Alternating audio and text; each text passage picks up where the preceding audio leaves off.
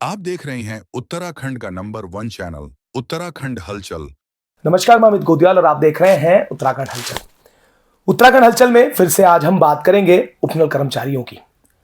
उपनल कर्मचारियों के बारे में हमने इससे पहले भी आपको दिखाया था और उनके जो संयुक्त मोर्चा के अध्यक्ष हैं विनोद गोदियाल, उनसे भी हमने चर्चा की थी, जिन्होंने ये स्पष्ट किया था कि समान कार्य समान वेतन को लेकर जो संयुक्त मोर्चा है वो एक बड़ा आंदोलन करने जा रहा है। उसी की तर्ज पर आज बड़ी संख्या में जो संयुक्त मोर्चा के और जो तमाम उपनल कर्मचारी थे आज सड़कों पर उतरे। उन्होंने सचिवालय कूच किया और यह साफ संदेश सरकार को दे दिया कि जिस तरीके से सरकार लगातार चुनाव के समय उपनल कर्मियों को यह आश्वस्त करती रही कि जैसे ही उनकी सरकार बनेगी तो वो उपनल कर्मचारियों का समान कार्य समान वेतन देंगे।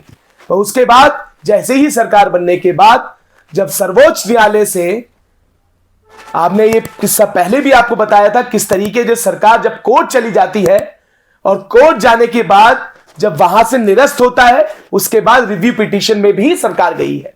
उसको लेकर आज जितने उपनल कर्मचारी थे उनमें आक्रोश देखा जा सकता था। उन्होंने सड़कों पर भी यही बात कही है।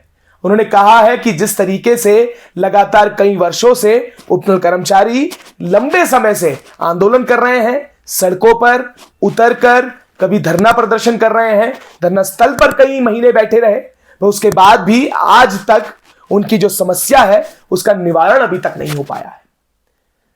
अब सवाल यहां पर यह है, एक तरफ जहां उपनल कर्मचारी हैं, एक तरफ केदारनाथ में भी उपचुनाव है, जिसको लेकर जो संयुक्त मोर्चा के अध्यक्ष उन्होंने पूर्व में भी ये बात कह दी थी कि जो कर्मचारी हैं उनकी तादाद एक बड़ी संख्या है, उसका जवाब भी वो वहां पर देंगे। पर उन्होंने ये भी कहा था उन्हें उम्मीद है कि इन सारी चीजों से पहले जो सूबे के युवा मुख्यमंत्री हैं पुष्कर धामी, वो उनके लिए रास्ता जरूर निकालेंगे। जैसे समय बीता अभी तक इस पर कोई भी चर्चा नहीं हुई है। कोई भी शासन प्रशासन की तरफ से उपनल कर्मचारियों को ना तो आश्वस्त किया गया है, मात्र फॉर्मेलिटी के लिए जो बात वो कहते हुए नजर आते हैं, मात्र एक मौखिक आश्वासन दे दिया गया कि जल्द उपनल कर्मियों को लेकर बड़ा फैसला आने वाला है। आपको बता दें कि जब जब उपनल कर्मचारियों की बात होती है तब लगातार ये बात कह दी जाती है, उन्हें यह कहकर मना कर दिया जाता है जो आर्थिक बोझ है पूरे प्रदेश पर पड़ेगा, जिसको लेकर हमेशा जो उपनल कर्मचारी है वो ये बात कहता हुआ नजर आता है कि जब जब माननीयों की तनख्वाह बढ़ती है तब आखिर यह आर्थिक बोझ कहां चला जाता है।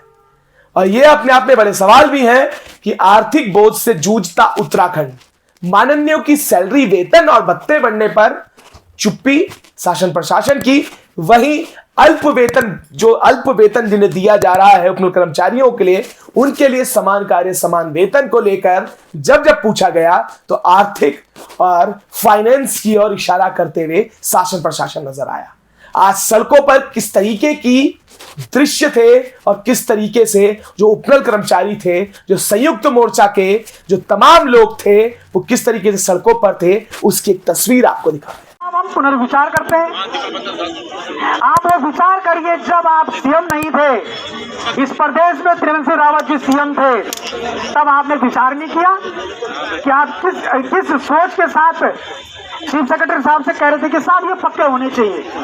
हमने तो नहीं कहा आपके, या हम गलत कह रहे हैं तो आप कार्रवाई करो कि भाई मेरे नाम का दुष्प्रचार किया जा रहा है। इसमें तो एक्सपर्ट है हमारे बीजेपी वाले, उनका तो टेक्निकली इतना सिस्टम मजबूत है कि यहाँ मैं बोल रहा हूँ वहां सुन रहे होंगे। आप उन चीजों का परीक्षण क्यों नहीं करवाते हैं? किस भ्रम में, किस अहम में, किस सोच के साथ आपने ये डिसीजन लिया था कि ये पक्के होने चाहिए?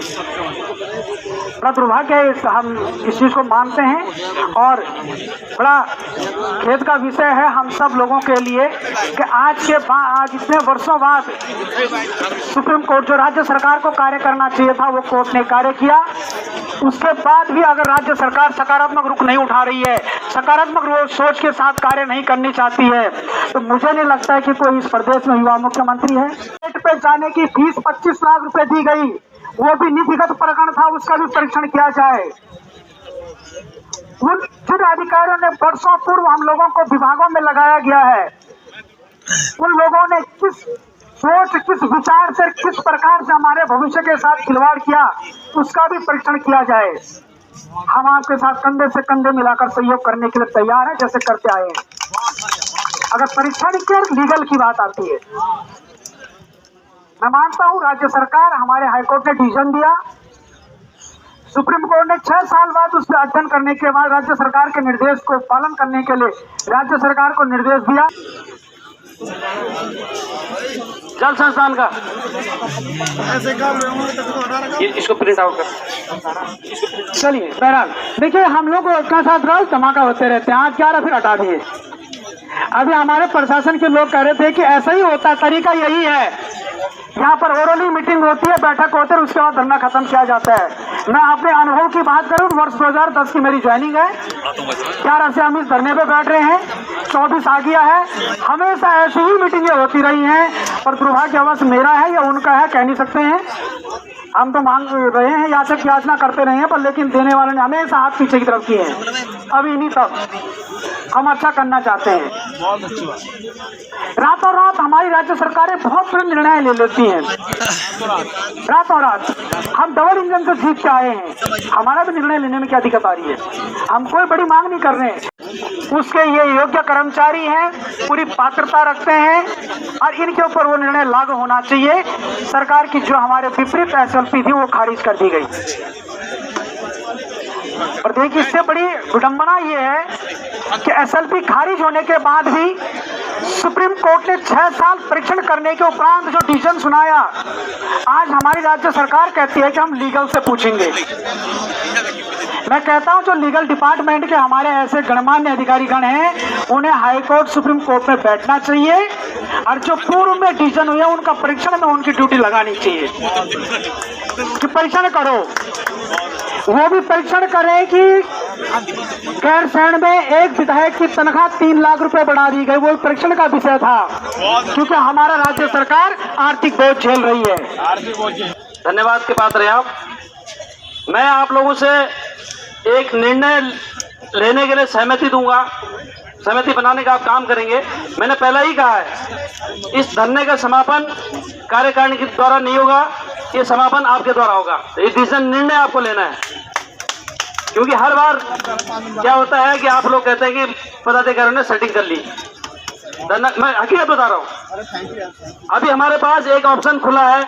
अगर आप लोगों की सहमति है उसमें तो यस करेंगे। अगर आप लोग चाहते हैं कि एकता विहार धरने में जाना है, टेंट लगा के बैठना है, उसका भी ऑप्शन आप लोगों के पास खुला है। ये निर्णय लेना आपका काम है।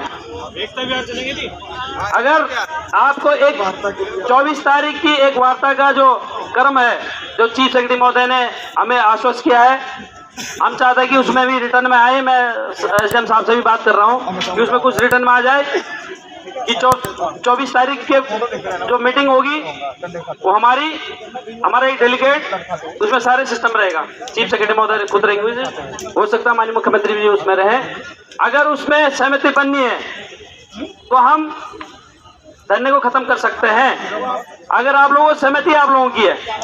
तो आपने ये सब देखा कि तस्वीरें साफ बता रही हैं कि जो ये आक्रोश है अब धीरे धीरे कर और बढ़ रहा है। अब देखना होगा कि उपनल कर्मचारी जो लगातार जिन्होंने आज ये कह दिया है कि आगे और ये आंदोलन बड़ा होगा, और इसके बाद जो तमाम लोग हैं, क्योंकि आज पूरे ही दिन भर जो दून अस्पताल थे, जो उसमें कार्यरत जो उपनल कर्मचारी थे, वो भी हड़ताल में शामिल थे, वो भी इस कूच में शामिल थे, जिससे जो मरीज थे उन्हें खासी दिक्कतों का सामना करना पड़ा। और ऐसे कई विभाग हैं, ऐसे विभाग हैं जहां पर उपनल कर्मचारी तैनात हैं। आज वो सारे ही सचिवालय कूच पर उपस्थित थे, जिस कारण कई तरीके की समस्याएं आम जनमानस को आज झेलनी पड़ी है। अब देखना है कि आगे जो उपनल कर्मचारी है क्या करता है, और शासन प्रशासन जो रिव्यू पिटीशन पे अभी गया है उसके बाद वहां से क्या चीजें होती हैं। एक तरफ जो उपनल कर्मचारी हैं उन्होंने ये साफ कह दिया है, उन्हें कोर्ट पर पूरा विश्वास है और उनके हक में ही ये फैसला आएगा। पर हक के फैसले के बाद सरकार किस तरफ क्या पॉलिसी बनाएगी और उपनल कर्मचारियों के लिए उनके पिटारे पर क्या होगा, ये देखने वाली बात है। आर्थिक बोझ का हवाला या फिर से कई सालों का इंतजार, ये तो सवाल मात्र अभी सवाल है। सचिवालय कूच के बाद उपनल कर्मचारी क्या करेंगे, क्योंकि इस बार उन्होंने साफ कह दिया है इस बार जो होगा वो बड़ा होने जा रहा है। और आज जो संख्या है ये साफ एक संदेश दे चुके हैं कि इस बार जो आने वाला समय होगा, इस बार जो आगे होगा, वो कुछ ना कुछ बड़ा होगा। हम भी लगातार उपनल कर्मचारियों की क्या मांगे हैं और क्या चीजें वो करने जा रहे हैं, उसकी पल पल की अपडेट आपको देंगे। तब तक के लिए ऐसे ही जुड़े रहिएगा और देखते रहिएगा उत्तराखंड हलचल। आप देख रहे हैं उत्तराखंड का नंबर 1 चैनल उत्तराखंड हलचल।